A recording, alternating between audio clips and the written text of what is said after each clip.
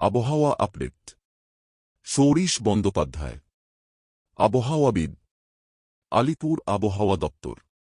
বঙ্গোপসাগরের নিম্নচাপ শক্তি বাড়িয়ে গভীর নিম্নচাপে পরিণত। এটি উত্তর দিকে এগোচ্ছে। ওড়িশা এবং গাঙ্গে পশ্চিমবঙ্গ উপকূলে এটি অতি গভীর নিম্নচাপে পরিণত হওয়ার সম্ভাবনা। আগামী 2-4 ঘণ্টায় এটি দীঘা ও পুরীর মাঝে সোমবার সন্ধ্যায় স্থলভাগে প্রবেশ করবে। এরপর পশ্চিম ও উত্তর পশ্চিম দিকে এগোবে। পরবর্তীতে এটি গাঙ্গে পশ্চিমবঙ্গ থেকে উত্তর ওড়িশা, ঝাড়খণ্ড এবং উত্তর ছত্তিশগড় এলাকায় সরে যাবে। মৎস্যজীবীদের সতর্কবার্তা। উত্তর বঙ্গোপসাগর উত্তাল থাকবে। 40 থেকে 50 সর্বোচ্চ 50 কিলোমিটার গতিবেগে দমকা ঝোড়ো হাওয়া বইবে।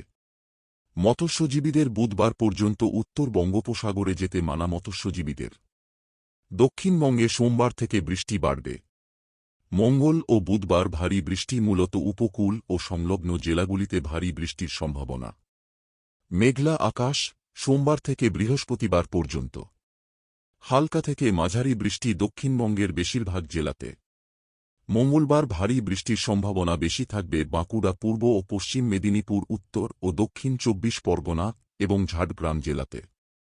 বুধবার ভারী বৃষ্টির সম্ভাবনা রয়েছে পূর্ব ও পশ্চিম বর্ধমান, বীরভূম, মুর্শিদাবাদ, নদিয়া, হুগলি ও উত্তর 24 পরগনা জেলায়। উত্তরবঙ্গেও বৃষ্টি বাড়বে সোমবার থেকে। বাতাসে জলীয় বাষ্প থাকায় উত্তরের জেলাগুলিতে আর্দ্রতাজনিত অস্বস্তিও হবে।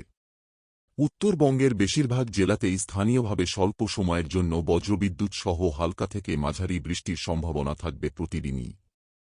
সোমবার ভারী বৃষ্টি হতে পারে দার্জিলিং, কালিম্পং এবং জলপাইগুড়ি, এই 3 জেলাতে। বুধবার ভারী বৃষ্টির সম্ভাবনা দার্জিলিং, কালিম্পং, জলপাইগুড়ি, আলিপুরদুয়ার ও উত্তর দিনাজপুর জেলাতে। বঙ্গোপসাগরে যে নিম্নচাপটা তৈরি হয়েছিল সেটা বর্তমানে পশ্চিম মধ্য বঙ্গোপসাগর সংলগ্ন উত্তর পশ্চিম বঙ্গোপসাগরের কাছে অবস্থান করছে। ইন্টেন্সিটি কিছুটা বেড়ে এটা একটা গভীর নিম্নচাপে পরিণত হয়েছে। আগামী 24 ঘন্টায় এটার প্রত্যাশিত গতিপথ উত্তর পশ্চিম দিকে, উড়িষ্যা এবং পশ্চিমবঙ্গ উপকূলের দিকে। ইন্টেন্সিটি আরও বাড়ার সম্ভাবনা রয়েছে। আগামী 24 ঘন্টায় এটা ইন্টেন্সিটি বেড়ে একটা অতি গভীর নিম্নচাপ অর্থাৎ ডিপ ডিপ্রেশনে পরিণত হওয়ার সম্ভাবনা থাকছে। এটা উপকূল ক্রস করার সম্ভাবনা রয়েছে 9 তারিখে সন্ধ্যা বা রাত্রির দিকে, বিশেষ করে পুরী থেকে দীঘার মধ্যে। পরবর্তী 2 দিনে এটা পশ্চিম উত্তর পশ্চিম দিকে অর্থাৎ ঝাড়খণ্ড, ছত্তিশগড়ের দিকে মুভমেন্টের সম্ভাবনা থাকছে। এর প্রভাবে দক্ষিণবঙ্গে মেনলি 9 থেকে 12 তারিখ বৃষ্টিপাত কিছুটা বাড়বে। 2-1 জায়গায় লোকালাইজড ভারী বৃষ্টির সম্ভাবনা থাকছে, বিশেষ করে উপকূলের কাছাকাছি জেলাগুলো।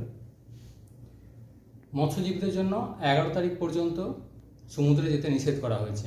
যেহেতু এই সিস্টেমটার কারণে সমুদ্রে দমকা হাওয়া থাকার সম্ভাবনা রয়েছে, তাই মৎস্যজীবীদের জন্য সতর্কতা থাকছে 11 তারিখ পর্যন্ত।